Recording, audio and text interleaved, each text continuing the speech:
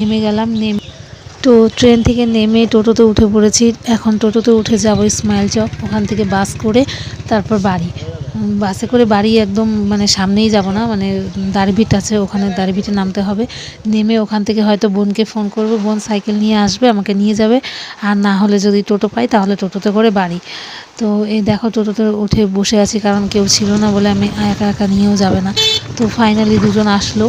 তো এসে তারপরে এই যে আমাদের টোটো ছেড়ে দিয়েছে, এখন যাচ্ছি ইসমাইল চক। তো ইসমাইল চকে এসে দেখে তো আমার মানে মাথা খারাপ হয়ে গেছে। পুরো রাস্তা ভেঙে চুরে কি অবস্থা, মানে রাস্তা ঠিক করবে সেই জন্য একদম গোটা রাস্তা ভেঙে দিয়েছে। তো অনেকক্ষণ দাঁড়ানোর পর বাস চলে আসলো।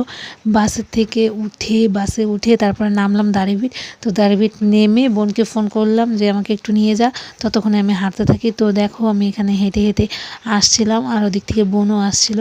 তো তারপরে আমি অর্ধেক রাস্তাতে একটা কাকুর বাইক পেয়ে গিয়েছিলাম। তো কাকুটা বলল যে যাবি তুই? তো আমি বললাম ঠিক আছে তাহলে নিয়ে চলো। তো কাকুর বাইকে চলে আসছিলাম, আর বোনের সঙ্গে অর্ধেক রাস্তায় দেখা হয়েছিল। তো ওকে বললাম তুইও চলে আয়।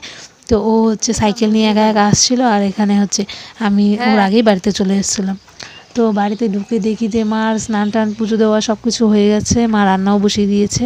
আর আমার দাদু যেতে একটু দেরি হয়ে গেল, মানে দাদু আবার সকালবেলা যায় বটতলা চা টা খেতে। তো ভিডিওটি তোমাদের কেমন লাগলো অবশ্যই কমেন্ট